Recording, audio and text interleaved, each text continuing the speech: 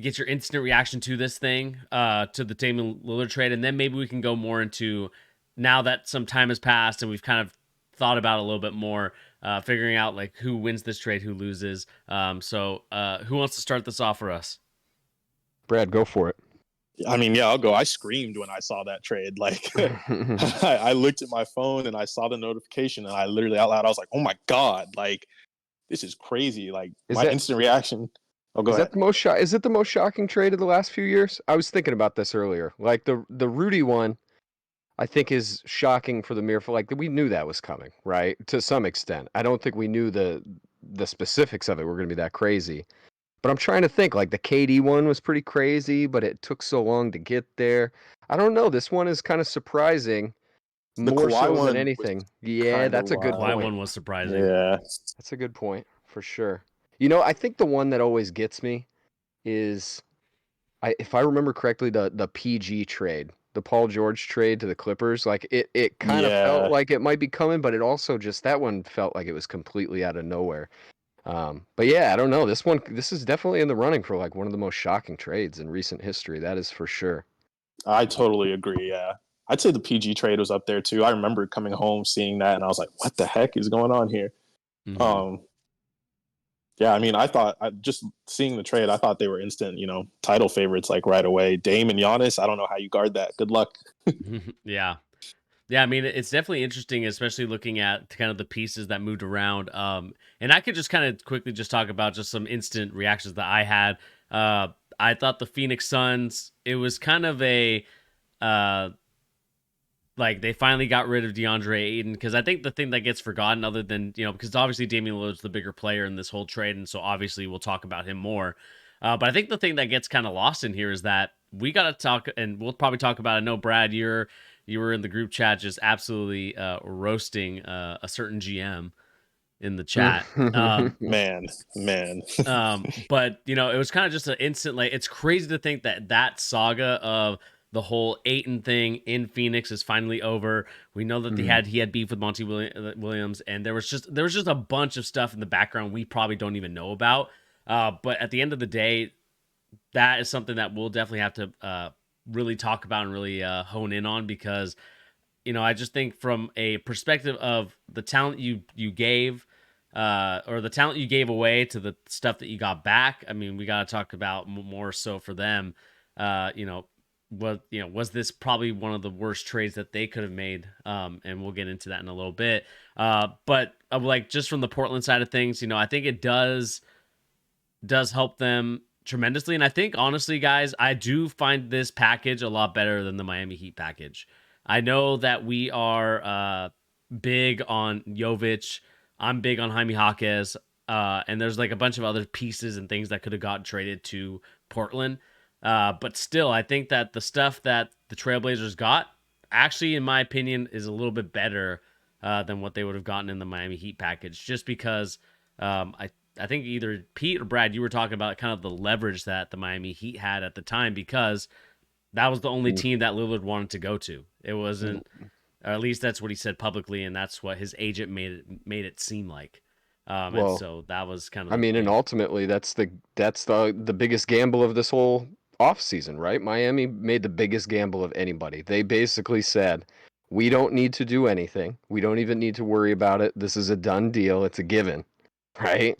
And it clearly wasn't, right? This was the ultimate, like, this was the checkmate for anybody in the league. And the problem is, not enough teams do stuff like this. This is kind of one of my biggest gripes with the league. I mean, one of the things I talked about this offseason coming into free agency was like, why are no teams going to offer Austin Reeves a contract?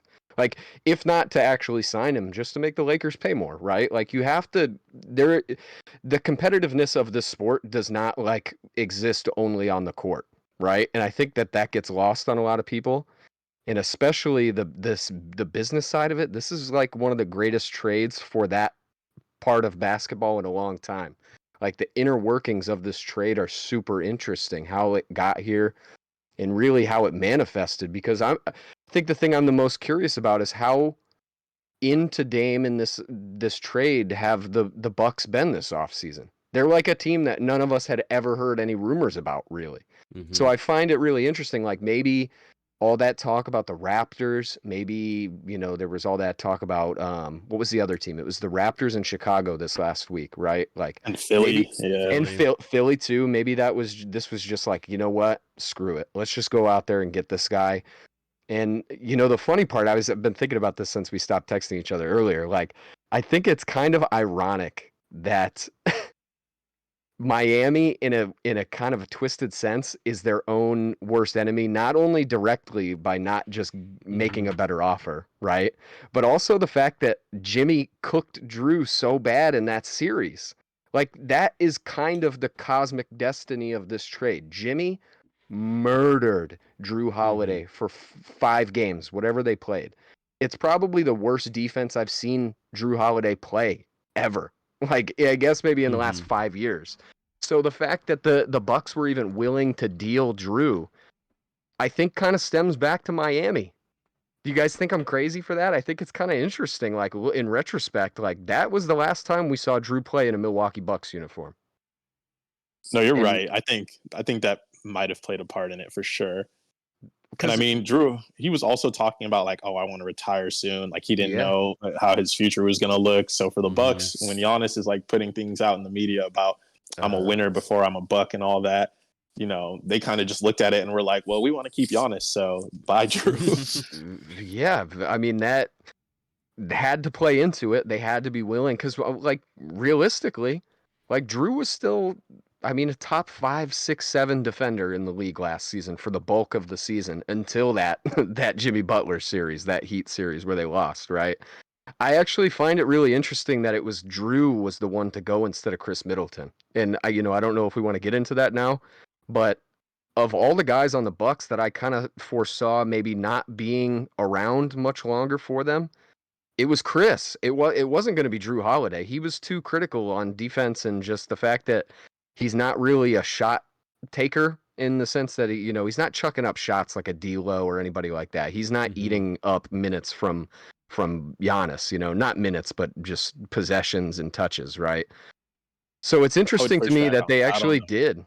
What In the do you mean? play on Drew eating up shots in the playoffs, he's like, Sure, he did. Yeah, yeah, but I think that maybe that's part of it too. Like he did more so than he should have, right? In that series, he was yeah, awful, like all yeah. around. So, how do we want to do it? Do you guys want to go like team by team and just break down how we think each team did, or Yeah, kind of. Let's do that, and then let's go for it. just give a grade. I mean, let's. Let's do it. I finished work, which is we're gonna school. So hey, let's just give more grades out. Why not? Start throwing these Hey, grades out. Let's let's start with Milwaukee, just because they have the least gained from this trade, not Yeah, in just terms of pieces. Yeah. like talent, but just pieces, Yep. right? Um, I'll be straight up with you guys. I think they won this trade. Of all the teams in it, I think they are the best uh, afterwards. Like this is an Hmm. incredible trade for them.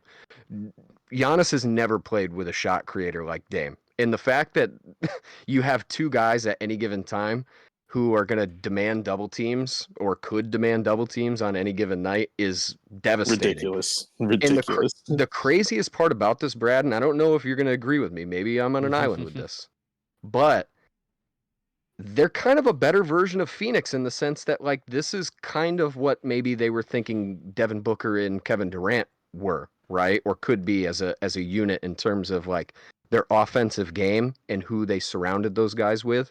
So it's interesting they're involved with this trade. But I actually think that like as a dynamic duo of players, I'm taking Dame and Giannis over KD and Booker any day. Am I crazy for that? No, It's I'm with you. I'm it's with you on similar. that island. Yeah, I mean, just think about it. Just how do you stop a Dame and Giannis pick and roll? Like, Yeah, if you Giannis can't. comes out and he rolls, you have Hmm. to collapse. You have to blitz Dame at half court because he's gonna pull. So there's just no way to guard that. Like, and then you Hmm. have Middleton in a corner. You have Pat Connaughton or Malik Beasley in another wing. Like, Brooke it's Lopez. or Like, Brook in the dunker spot. It's unfair, bro. It's yeah, unfair. you can put literally just 4 knockdown shooters out on the court with Giannis at any given time with this trade, and I mean, it's kind of crazy because I actually still think they should consider moving on from Middleton, but they don't even need to think about it anymore. That's the craziest part about this trade. It almost doesn't matter who's in that spot like it does for a lot of other teams. Like this team could probably score like 125 a game. That's Mhm. pretty nuts. Like, we thought Sacramento was crazy last season. I think this team is going to give them a run for their money because the inside-outside game is just, there's no defending it with this current Milwaukee Bucks roster.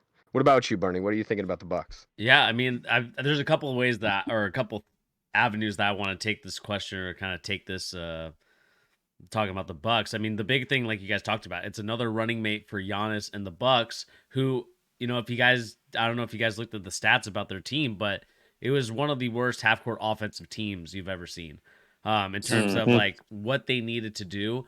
And I know some of it might be down to the coaching from Coach Bud, from Budenholzer. CTE, bud. Um, Yes. but it also is down to like the players that they have. I mean, with Middleton hurt most of the year, like they couldn't get any offense from him, and he was inconsistent in the lineup. Drew Holiday, he's not as prolific as a scorer as he once was earlier in his career. More of a defender, more of a stopper, and so it was tough for Giannis to get open looks, and teams were doing a great job.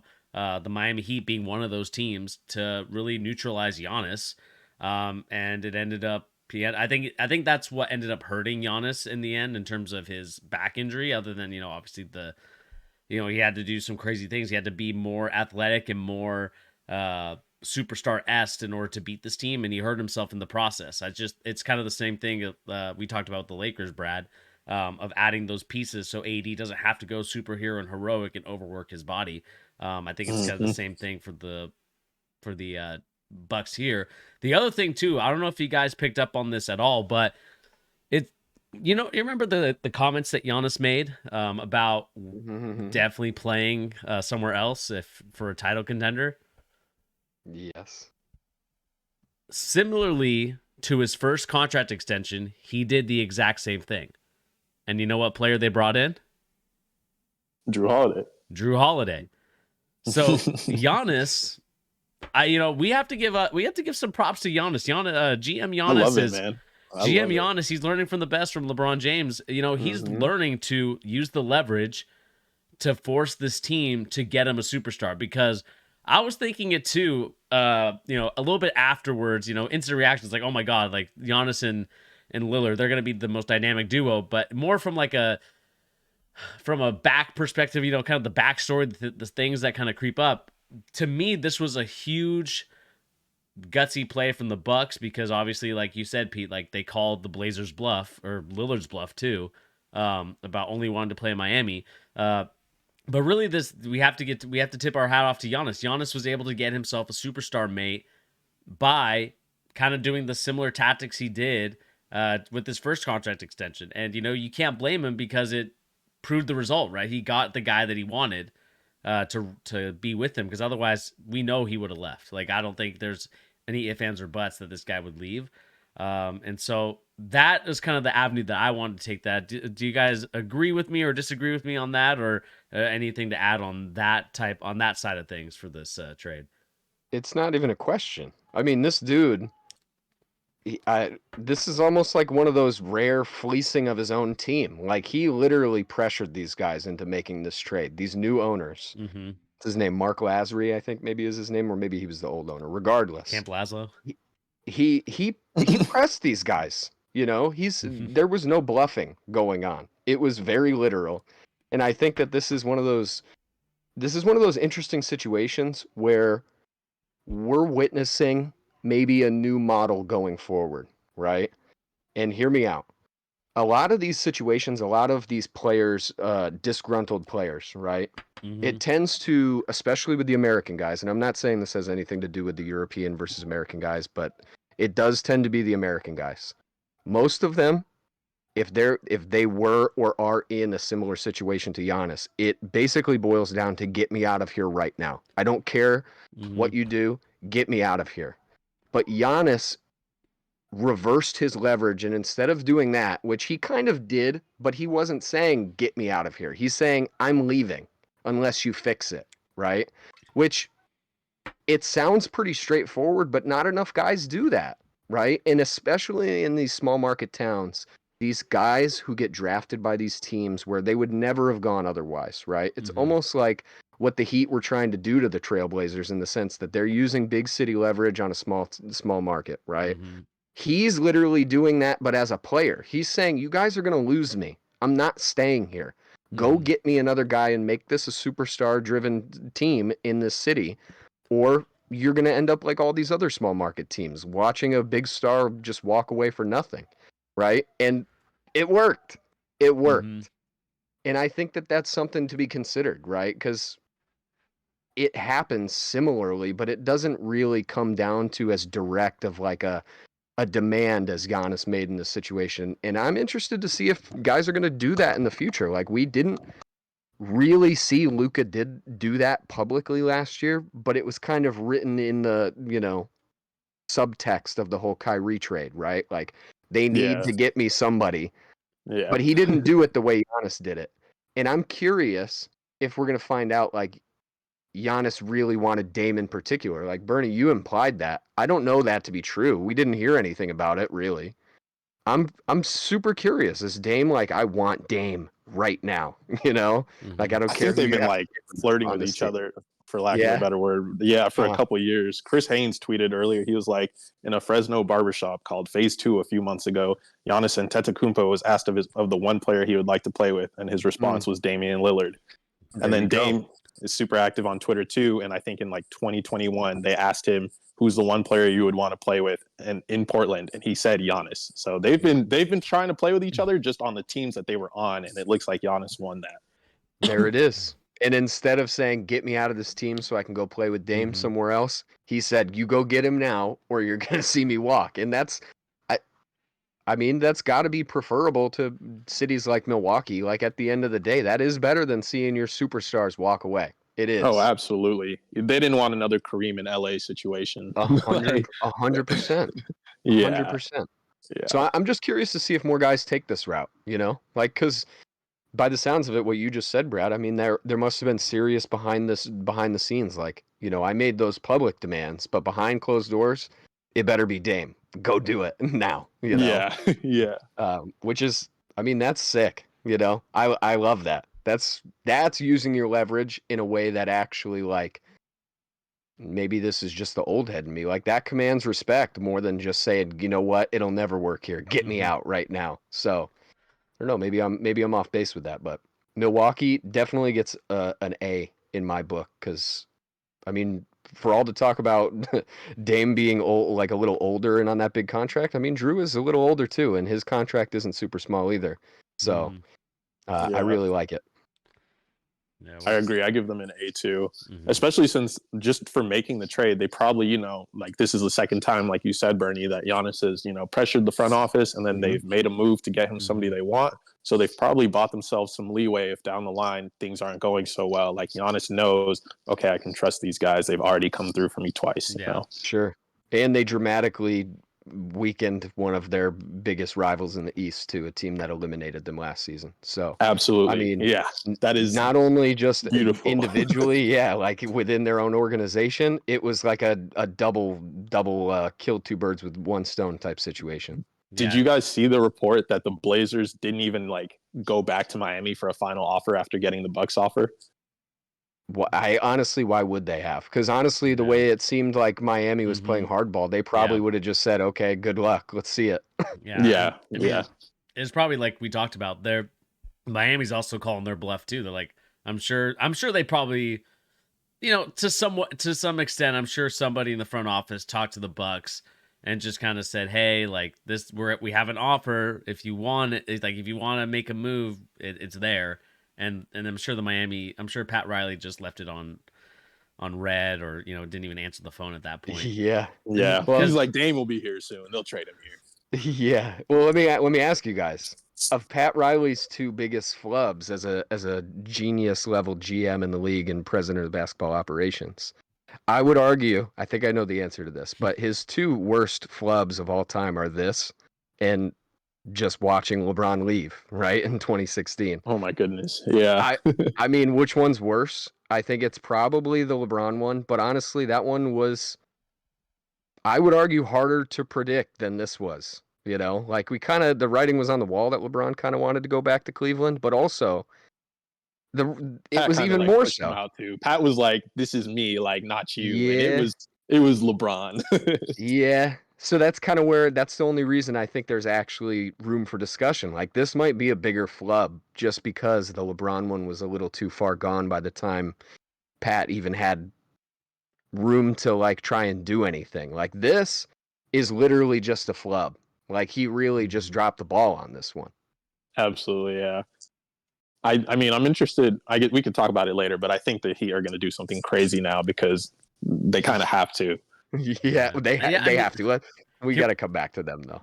I think we should definitely come back to them on the weekend when we do our show. But I think the biggest thing for me is like the Miami Heat have always been in these conversations for the longest time, Mm-hmm.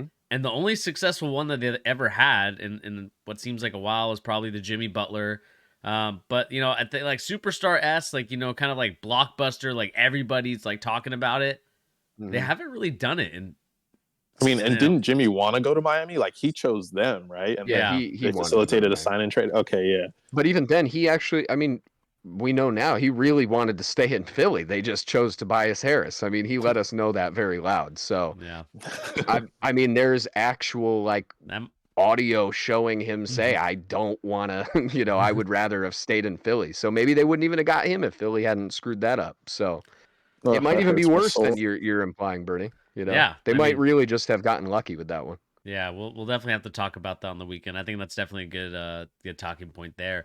But just to kind of wrap this part up of it, like you guys said, I mean the Bucks get an A. I mean, I mean, if we're doing the plus system, which they don't really do anymore, but I mean it's A+ for sure. I mean, just That's an A+.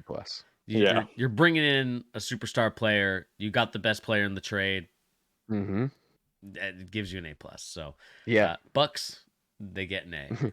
Yeah, you were maybe the best team in the league. You're definitely the best team in the league. It's a Now, pretty good trade. It's a pretty good trade. yeah. Yeah. All Pretty good right. trade. Let's go to Phoenix Yeah. because honestly, I'm ready to just let Let's these talk guys about have them. it. Let me pull up an Aiton picture, but you go ahead, Pete. I am ready to just let these guys have it. I mean, honestly, before I get too far, I just have to address this on Bleacher Report. I'm just gonna just shoot shots right here. Andy Bailey, the writer, a writer for Bleacher Report, gave this an A for the old Phoenix Suns. Andy Bailey, I don't know if you've watched Yusuf Nurkic play in the last 4 years, buddy, but this is a god awful trade. Um, I genuinely don't understand it, guys. I mean, this is asinine. Like this is malpractice by the Phoenix Suns as far as I'm concerned.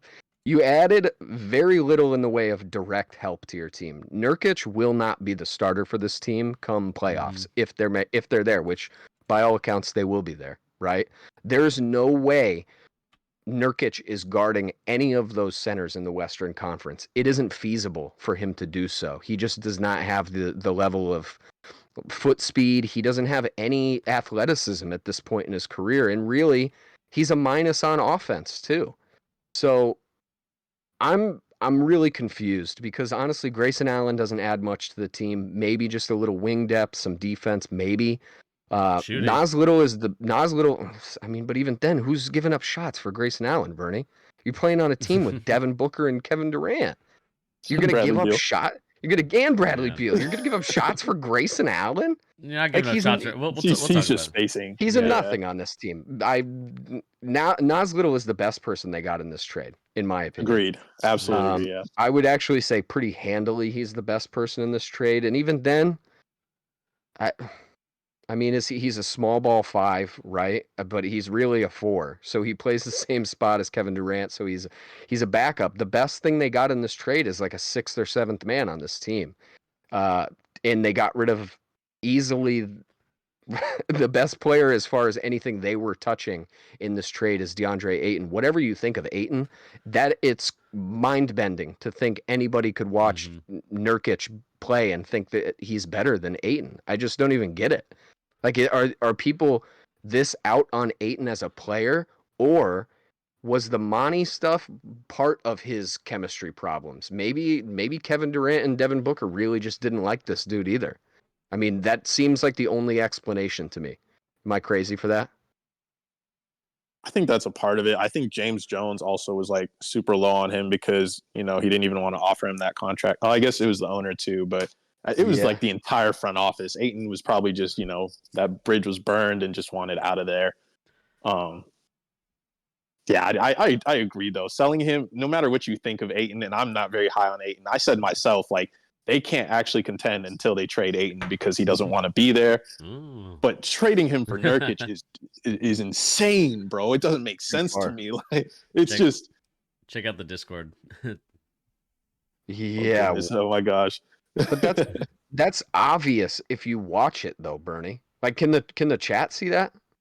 Nah, I put it up on. I there said it to you is. guys, but I also put it up on YouTube. Okay, I yeah. hope Like, people weren't actually saying he's an upgrade or defensive. That's better fit. I saw people saying he's a floor spacer. He just started shooting threes, and he is not a like. If Nurkic is shooting threes as a spacer, we will live. Like, what?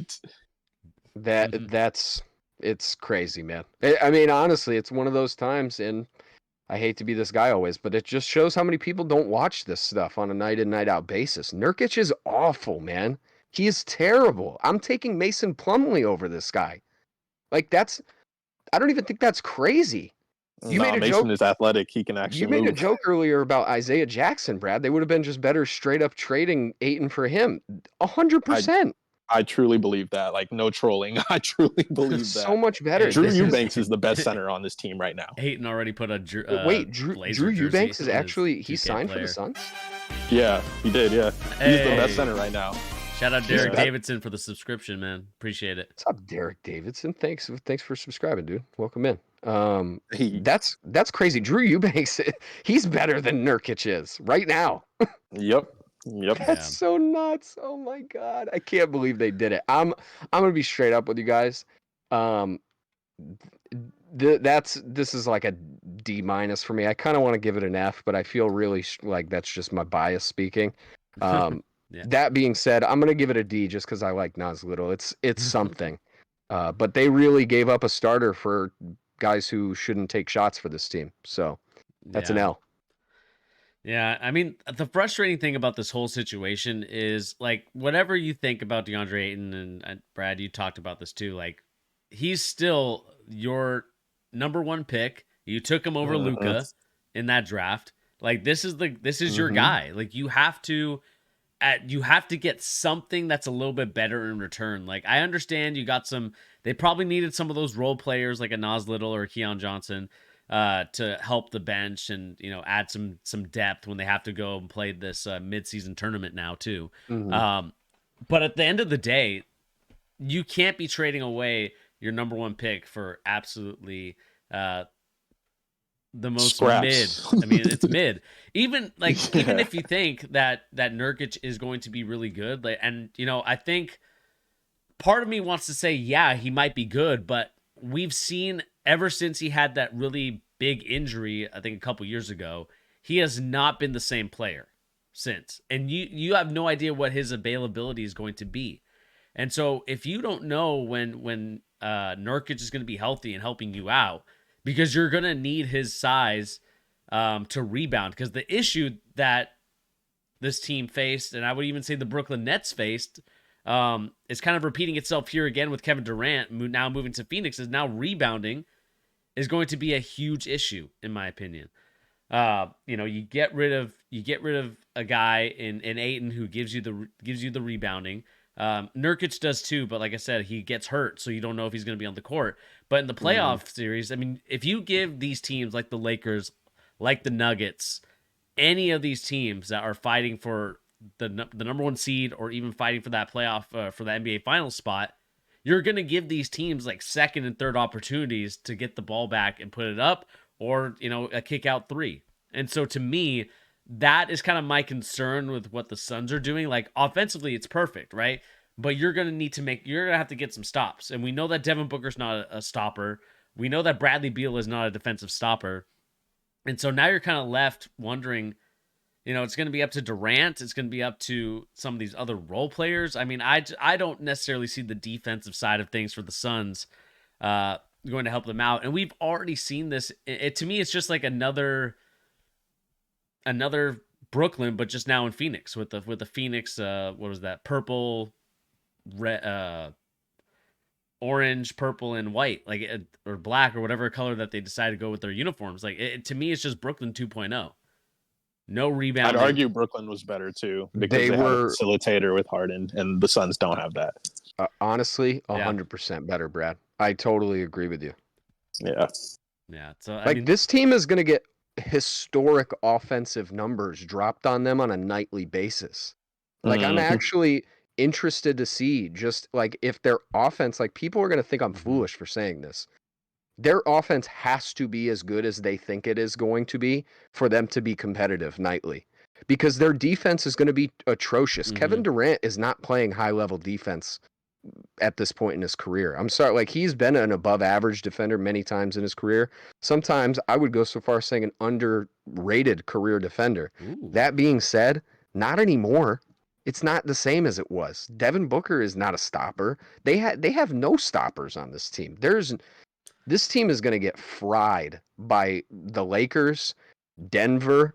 I mean, I could name 10 teams off the top of my head that's going to put up 150 on these guys. So and it's not even like Aiton was that much of a defensive, presence for No. this team, but Nurkic Yeah. is negative 10. Yeah.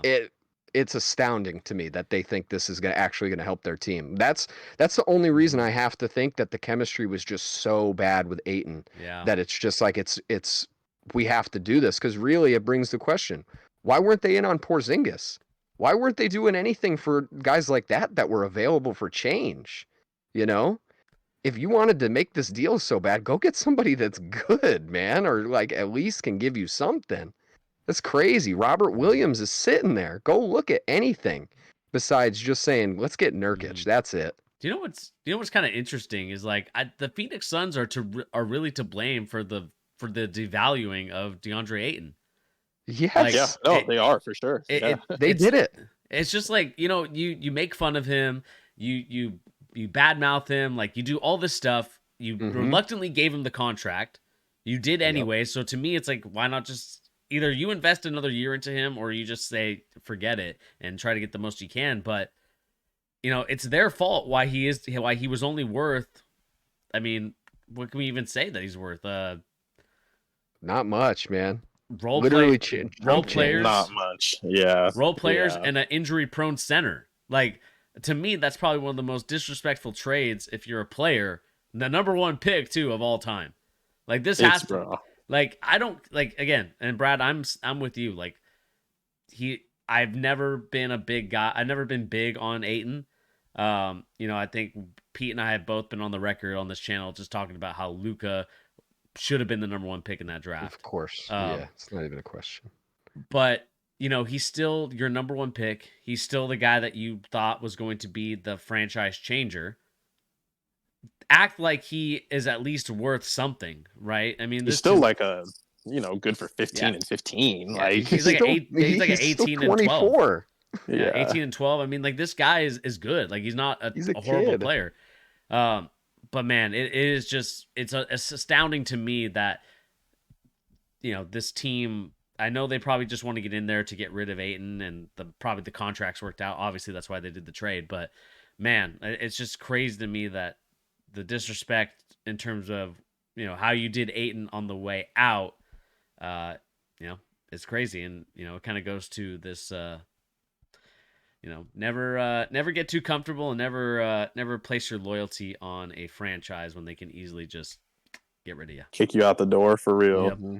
I'm happy for Aiton though. Like it's New gonna be opportunity. funny when he looks exactly. It's gonna be funny when he looks much better as a Mm-hmm. player playing next to Scoot and He's Shaden gonna. and Simons. Oh my God, he's gonna be so much better. It's crazy. Yeah, he's gonna be happy. He's gonna be playing free. I, I can't believe the Suns did this. I gave them a C, Yeah. just because the only reason I didn't give them an F because Pete, I'm with you. Like this Nurkic, terrible. But the only reason they didn't get an F is because they got Nasir Little, who they really needed. Their only wing was Keita Bates Diop, I think. Oh, dude, I And do love him though. But you're I right. They do. need I more love him backup too. though. Yeah, and Nasir's young. He's athletic, so there's upside there. He might, become something. I think he was like the 11th pick, so there's a lot of upside there. Yeah. Um, and then the other reason would be hopefully, possibly, maybe they can do something else. Like they might have, because there's no way, like they got worse today. Like they are a worse team right now than they were yesterday. So there's no way that they seriously are trying to win a championship with Nurkic unless NBA GMs just, think in a different universe than we do. They do. Watch them They sign Dwight definitely do. Howard tomorrow. That would be hilarious, and he would be a better center for that team right then. 100%, which makes it even more hilarious. He would be their best center the second he walked in there, but he should not. That should not be the case Absolutely. for any team right now. Yeah. You But see, I mean, Nurkic's contract is tradable, so hopefully they do something else. did you guys? I don't know if you can see it on my screen, but this is according to the Athletic. This is who they think is going to be the starters for the Suns. So wild, dude. That team is trash. Booker, That's Beal, crazy. Josh Okogie, Kevin Durant, and Yusuf Nurkic with Goodwin, Allen, Gordon, Little, Watanabe, Eubanks, and Bol off the bench. Yeah. I mean, imagine this team if Kevin Durant is out for a month. What is that? What is this team doing? I honestly think they're a below 500 team if Kevin Durant's not playing. Wow. I might be crazy to say that. That's really spicy. Their role I don't players think so. are They under terrible. 500. I wouldn't say they under have negative 500. defense. They have negative If defense. if KD is out, But here's the thing: it's the regular. Because he functions as an offside rim protector too, so that's their part of their defense. But yeah, but this is the regular season, man. Like, there's going to be teams that are just trying to obviously tank for whatever player they're trying to get. I think they're beating. I mean, obviously, playoff wise, I think the West cooked. got so much better. I don't know, Bern. I don't know. Think about how many teams are gonna just lick their lips with the chance to smoke Brad Beal and Booker. The Rockets could beat this team without KD. I'm telling you, that's so spicy. That is spicy. Tari Eason, Dylan Brooks, Jabari Smith are putting this team in shackles, bro. This is shackles, I tell you. Let them know, Brad. That's 100. Bernie, this team, like, who is it that's stepping up? Like, if KD is not on the court, this team is garbage, Bernie. I'm sorry. It's just, but we knew that, though. Like, it shouldn't be crazy. They gave up everything for him. Like, they gave up all their depth. There's nothing on this team. I mean, I get that, but you think this team, like, without Kevin Durant, let's just say, Durant's hurt because he probably will be at some point. Probably. Sorry to say that, KD, but that's just reality. It's gonna happen. Do you think this team is, like, on par with the Rockets? Do you think this team is on par with these other, like, kind of, I would say teams that are trying to either grow a young team or are trying to be in the lottery right now?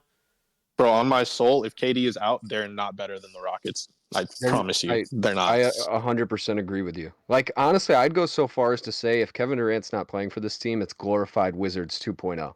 Like, honestly, what's the difference between this team? Like, honestly, I'd even go a step further, Bernie.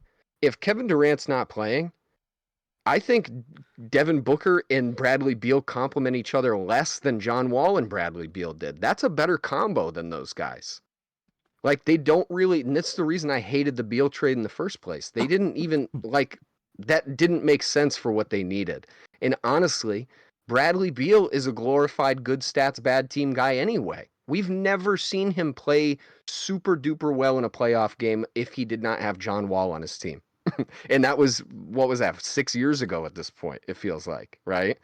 I don't know, man. I think they're really, really bad. I think they're really, really bad. If they don't have Kevin Durant, it's super tough. It just goes to show again, like, Brad, you're not far off with, like, this is the Brooklyn Nets 2.0, really, right? Like, you couldn't have counted on Kyrie to carry you while Kevin Durant was out. It never happened, right? It's the same thing. Devin Booker is not. And Kyrie and Harden are a better complement than Beal and Booker. 100%, 100%. And they had defense. Mm-hmm. Yeah.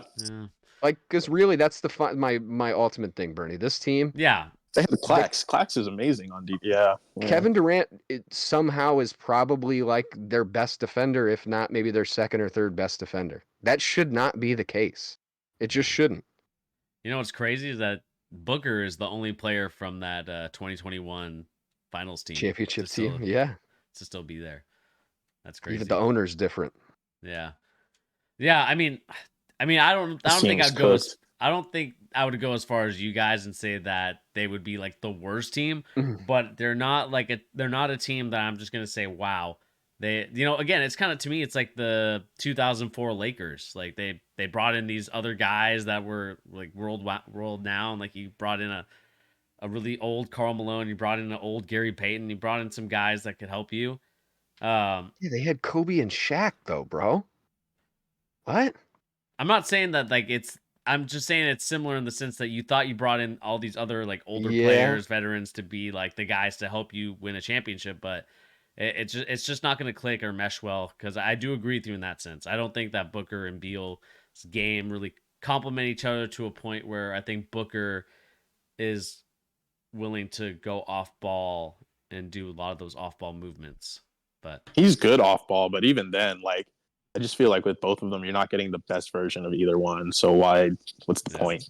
Yeah, but I don't think they're like I don't think they're on the Rockets level. No, dude, I'm telling you, I think you're Rockets not are gonna only compete, underrating. bro. You're underrating the Rockets. Yeah. They're gonna compete. I'm not saying that they won't, but I think that it's still a team that's young. They need to grow with Udoka. So I'm not saying that they're gonna be. What I'm trying to say is that it's a young team trying to go into its older self rather than. I guess that is what I'm trying to say. Like, this is a team that's still growing. This Suns team, like, even with the players that they have, is a better team than the Rockets. Not saying that the Rockets are a bad team. They're just growing. They still. I mean, if they have KD, I agree with that. But like, if I was to pitch it to you like this, okay, let's say they're playing starting lineup versus starting lineup. If KD is out, who is guarding Jabari Smith for this Suns team? Mm-hmm. And he's not. And Jabari Smith's not even all that. I'm starting low. Jabari Smith is like probably their second option. You'd have to put like, I don't know, Keita Bates-Diop. Okay, cool. Yeah, it's him Sengun, or Nas Little. Yeah. Yeah, or Nas Little. Sengun, you want Nurkic guarding Sengun? He'll get fried. You want like Fred VanVleet? Fred VanVleet is small and he can't guard Beal or Booker, but he will fry them too because they can't guard him. And then Jalen Green, I could see Josh Okogie giving Jalen Green some trouble here or there, but like Josh Green's not the one to use. Jalen Green, excuse me. Yeah, but even then, he's still a good player, and for sure, your only defender that can bother him is Josh Okogie. So one switch, and it's a green light for him. You know, like I just don't see. And then Dylan Brooks is an amazing defender. He's going to put one of Beal or Booker in hell, or just make it really hard on them. 1,000%. Yeah, people are so down on Dylan Brooks. What's he shooting though? I mean, what's his shooting percentage looking like though in that series? I mean, under Udoka, I don't think I was gonna say let him. Yeah, he's a hard ass. He's not going for any of that. You think Udoka's gonna let him do that? It looks like he worked on his game and his jumper a lot more. Yeah. Let me put it like this, Bernie. Let me ask you this question. So Kevin Durant is out with a sprained ankle, right? Okay. This Phoenix Suns team, everybody else is there for Phoenix. All right. They have a game against the Dallas Mavericks, the way they're currently constructed. Who are you picking in that game? Frying them. Oh my god. Yeah, I mean, it's different though. We're comparing. You're saying we're comparing the Rockets to the Mavericks here, but I would. Dude, I think the Rockets are better than the Mavericks. The Mavericks are terrible, Bernie. They have two guys who don't play defense as their best players, and then the rest of the team isn't that good either. I'm using them as an example because they're in just as bad of a situation roster-wise. Yeah, but I would say, I don't know. To me, I wouldn't say they're terrible, but like, it's a fair example. But like, they're not deep.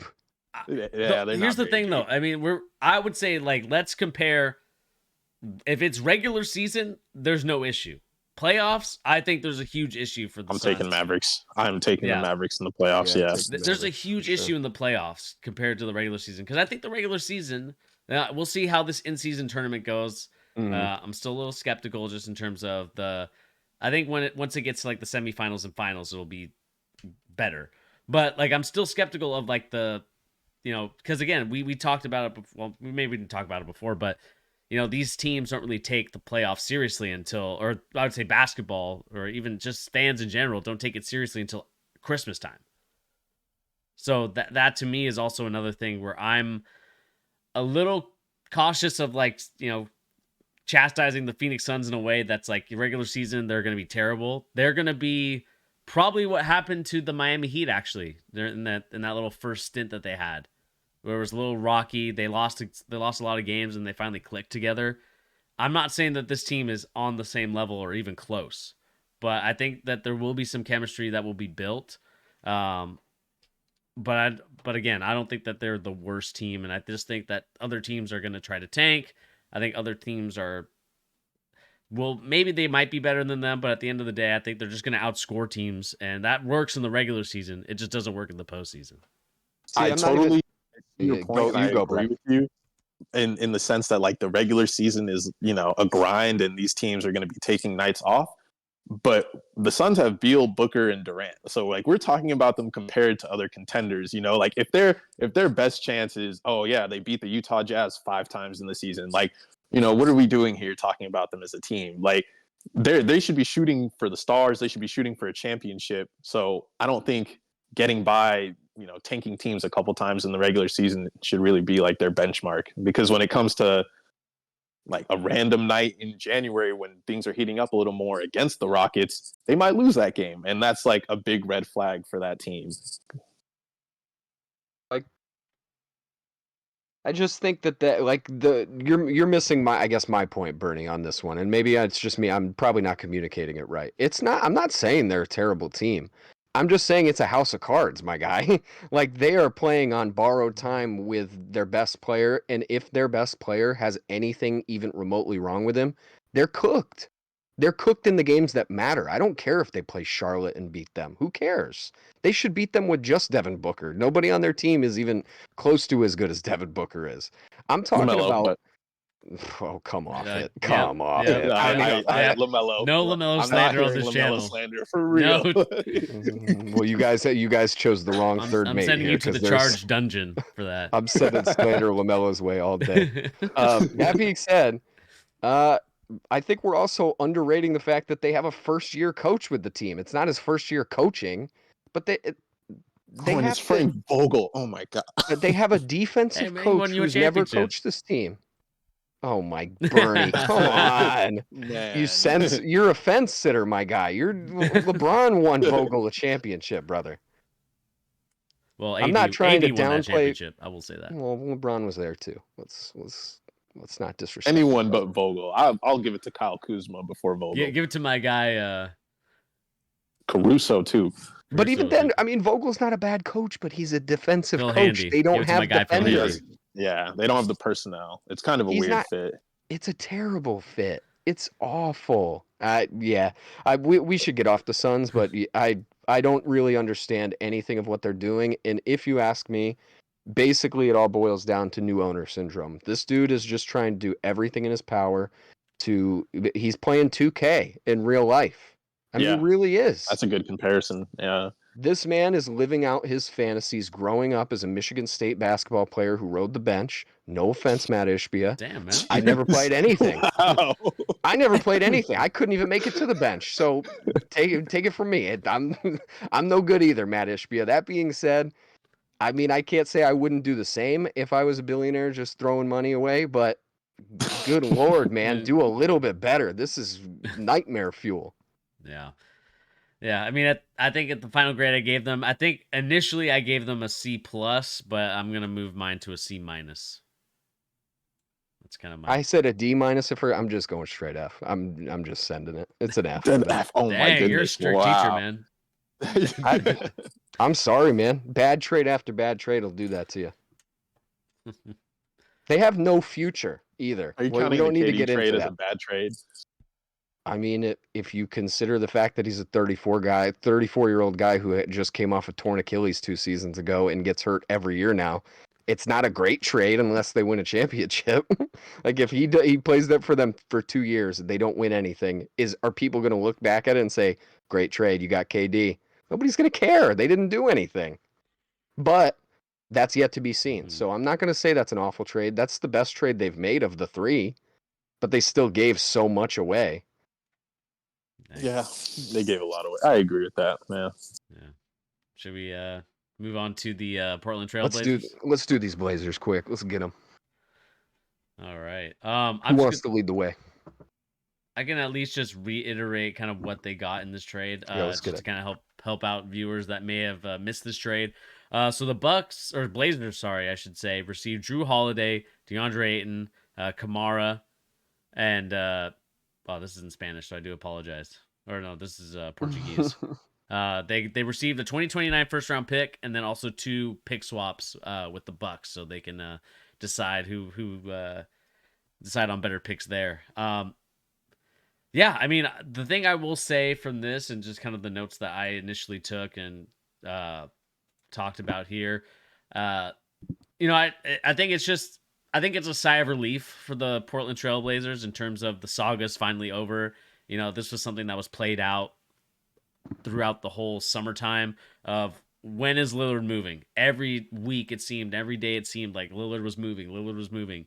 Miami, like there was just so much talk of him moving that I think now I would say the organization and really the young players and the players and the coach and staff can finally, you know, kind of stop being questioned. I'm sure they did this trade before the media day, which I think is next week or Next week, yes. next week. Yeah. So I'm sure it's a sigh of relief that they don't really have to talk about the trade rumors anymore. I'm sure they'll get questions about, oh, what do you think about Lillard getting traded? I'm sure that's going to be the annoying questions that they get. But at least it's a sense of they don't have to get asked like every single time. They're going to talk about it one time and then it's done. So I think from that perspective, it was good. I think it's now that you can focus on the younger guys. Like I said, you know, you can focus on Simons, you can focus on Scoot, and Ayton can probably be included in that. I guess the thing that I'm left wondering is more so for Grant, for Jeremy Grant and Drew Holiday. Like, are those two guys assets that they will trade to contending teams? And maybe that's something that I can ask you guys. Like, well, do you think that those two guys are getting traded, or do you think that they're there to kind of be the mentors and be the guys that oversee the younger players? I think Drew gets traded, Yeah. but Grant, I don't even know how they trade him because they just paid him a bunch of money. So I don't even know who has the cap space to take him, like, or what contender has the cap space for him. Yeah, this is a mixed bag. I totally agree with you, Brad. They're definitely trading Drew Holiday. That was my first reaction to even seeing that was who they got. It's like it seems like a pretty obvious, like, let's get young talent and a guy we can instantly turn around for like maybe 2 more firsts if we get really lucky, right? Like that would be a very lucky trade for them at this point with Drew, but it's not off the table depending on what contender really wants to come get him. And I'm actually interested if they could turn Drew into more young talent. I don't think that that's off the table either, right? If you think of like, you know, we already heard Philly is interested in Drew. We already heard that, you know, Boston is interested. Yeah, Boston, isn't I'm D'Lo not. like 26? Something like that. D'Lo, yeah, I think he is. He's not that old. That's young talent. Go get him. We're gonna Yeah, get. please. We get Ben Simmons. We're D'Lo. gonna get Ben Simmons, Man. D'Lo. We're getting them all right here. D'Lo's highest. Everybody comes to Portland. His highest trade value was that what was that 2018 when he was like leading the charge for The the Nets. Brooklyn It was Nets. his All-Star season. Yep. Yeah. His I think he was Yeah, like he's 27. Okay. a backup that year for Replacement All-Star. also. Yeah. He was like a 4th string replacement, and he made it that year. God made him a bag though. Good for him. Yeah.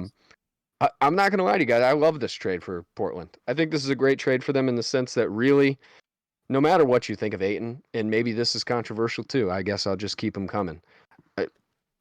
I don't know, man. I'd take Ayton over Hero right now, especially in the circumstance that Portland is in. You know, I'm not saying necessarily straight up 1-to-1 DeAndre Ayton is a better player than Tyler Hero, but they've both seen the same level of success in terms of like the heights they've reached.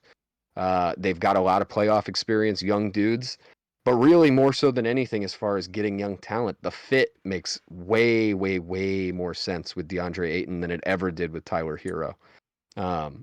So I really like this for them. And honestly, what piece was this team missing to put in terms of like, let's get one more young dude to grow with Scoot and Shaden Sharp, right? It's and Shaden a too. big center, you know, and Anthony Simons too. I shouldn't forget him. He's still like 23.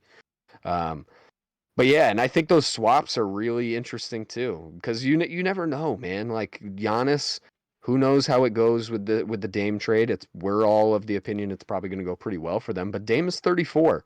2030 comes around, that might be a really good pick for this Portland Trailblazers team. So I really like it, man. To get that much value out of one of the highest paying contracts in the whole league is like truly an accomplishment. Get an all-star, two all. Has DeAndre Ayton ever been an all-star? I don't think he has. No. I don't think he has. Get a certified all-star in Drew Holiday, though, and DeAndre Ayton, somebody you can build around. But like you said, Brad, I don't think they can get rid of Jeremy Grant. That's honestly, I bet they regret that pretty greatly, because I think that was a let's make Dame happy type of thing. And I am the biggest Jeremy Grant fan I know. I'll be honest with you guys. I have a lot of his basketball cards. Syracuse boy. That is a terrible contract. I think it's like 5 for $200 million for Jeremy Grant. That's rough. I don't see any team moving anybody for that right now. So Yeah. Drew definitely, yeah. So let's talk real quick about that though. Like, who do you guys think are like great fits? Who makes sense for Drew? My first reaction was the Lakers, of course. I know I'm gonna just eat off of both of you guys right there in terms of that's probably who you guys would have said, but I really think the Lakers make a ton of sense for Drew Holiday, and I think they have the pieces necessary to get him too. What do you guys think? Yeah, I mean, I think the Lakers make sense. I mean, more than sense because they need a guard defender. Like right now, D'Lo can't do it. Yep. Caruso or Reeves can't do it. He's kind of the perfect Gabe pairing Vincent with can't Reeves. do it. Perfect pairing, yeah. And I mean, he's not going to be relied upon on that team to take a bunch of shots and facilitate the offense. They'll really just use him in a Caruso role, and then here and there he can be an on-ball creator. So yeah, that team would be perfect for him, and so would the Clippers, I think, too. Both LA teams. Ooh, that's a good one too. Yeah. Yeah. Mm. How about you, Bernie? Yeah. Let's hear the homer pick of the stream here, Bernie. Yeah, we're gonna go with the we're gonna go with the Celtics. But I actually do think the Celtics are probably a good fit as well, just because I think that's kind of what's missing. I think Derek White is a great guard. I think he's more of a two guard in my opinion.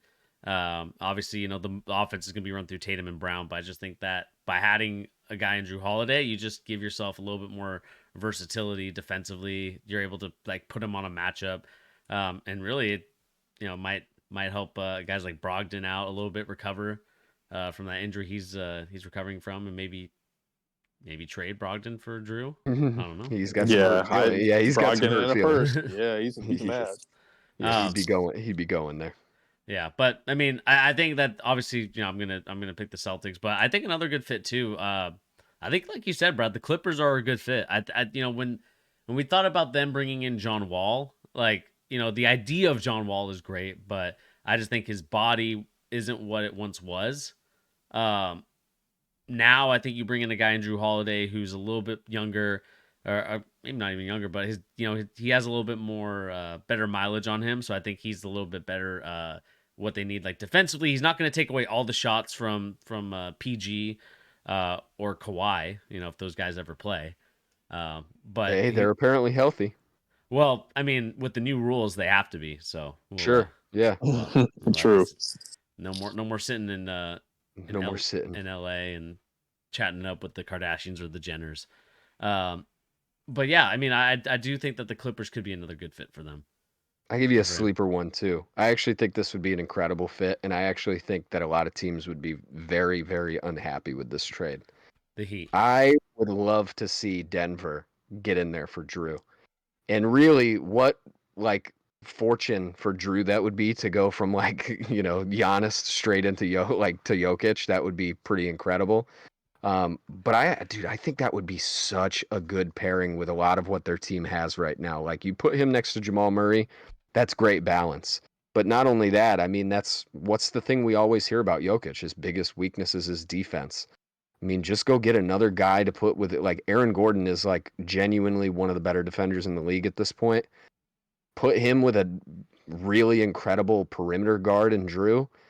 Man, that team is complete. Like they are very, very complete. So I don't know if they have the right pieces to go get him though. That's kind of the only reason I wouldn't jump on putting them in that conversation. I don't know if they have enough, but they do have his brother on the team. So I mean, that's something. You got some chemistry built in right from the jump. Which Holiday do they have? Justin? Justin Holiday. Oh wow. Yep.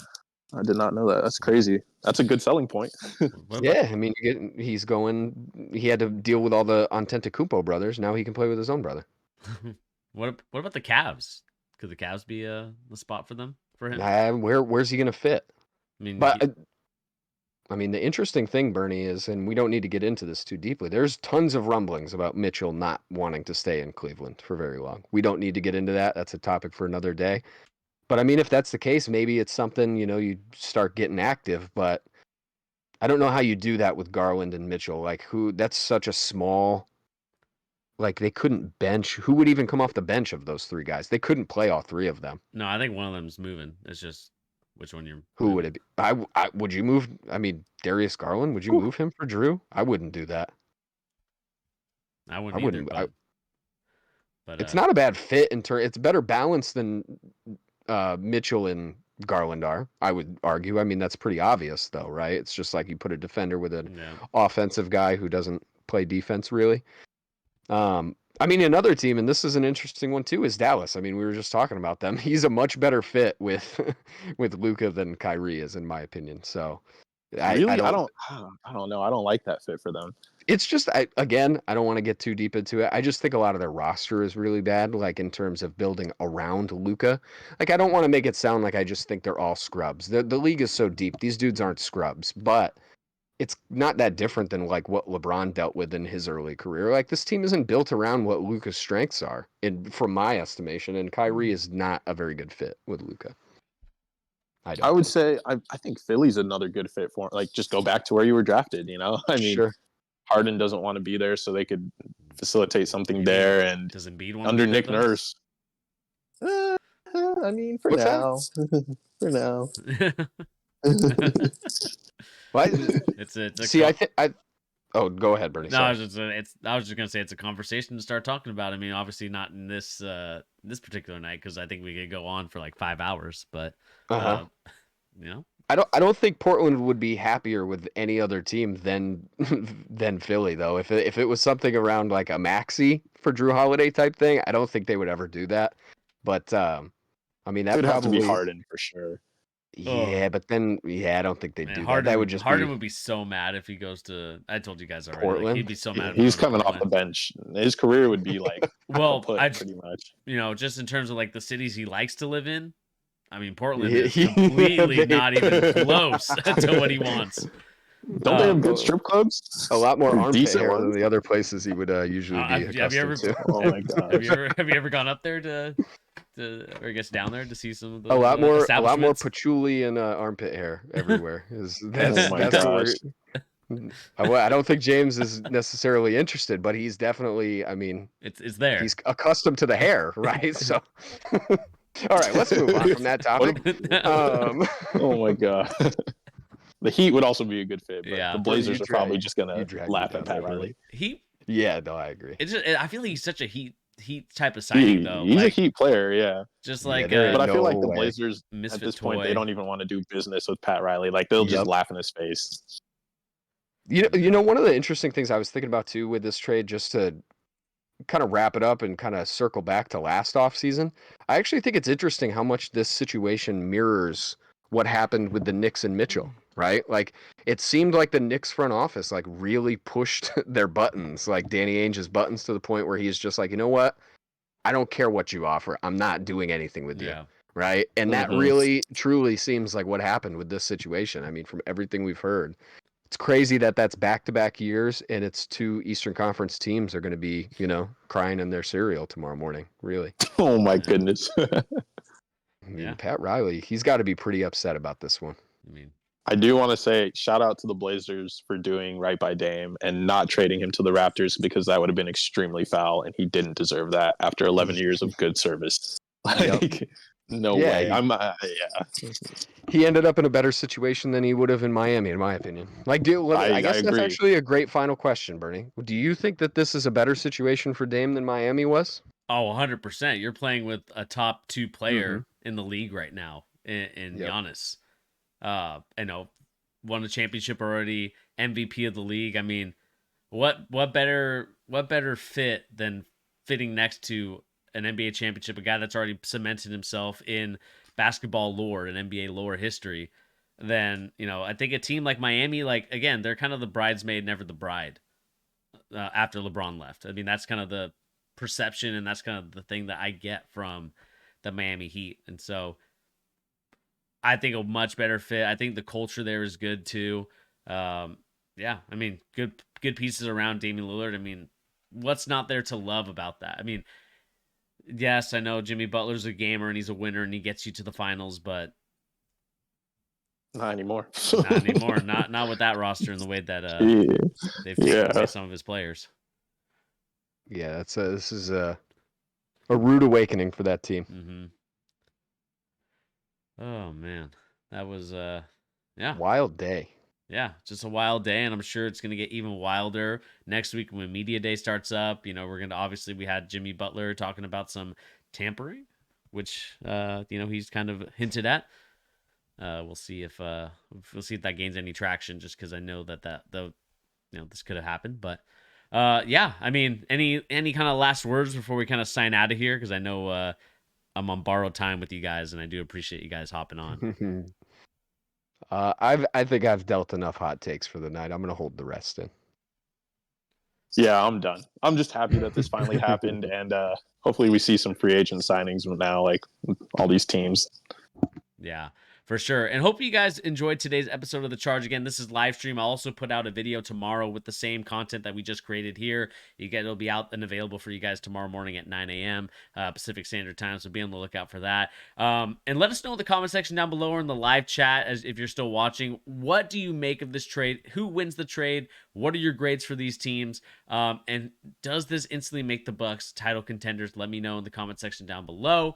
But anyway, guys, that is going to do it here for The Charge. Like I said, thank you once again to Brad and Pete for hopping on and letting me borrow their time, because I know they're busy. They're busy men. They got other things that they need to be doing, but I do appreciate you guys for hopping on. So I appreciate you guys.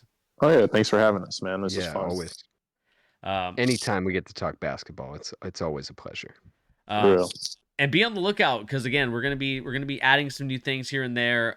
Again, we're doing some things in the background, so hopefully you guys are in tune for that, and we'll announce it when we're ready. But again, we will be putting out videos more likely than these live streams. I might try to do live streams. I'm not gonna promise anything, and we'll kind of go from there. But definitely look out for videos during the week. But anyway, guys, that's going to do it here for The Charge. Thank you once again for tuning in, and we'll catch everybody on the next episode. Hopefully nothing too crazy happens. Hopefully it happens after I'm home, but we'll see what happens from here on out. Anyway, guys, thank you once again for tuning in. Please remember to hit that like, share, and subscribe button if you're new to the channel. Again, all that stuff helps us out tremendously, and we'll see everybody on the next episode of The Charge. Peace out, everybody.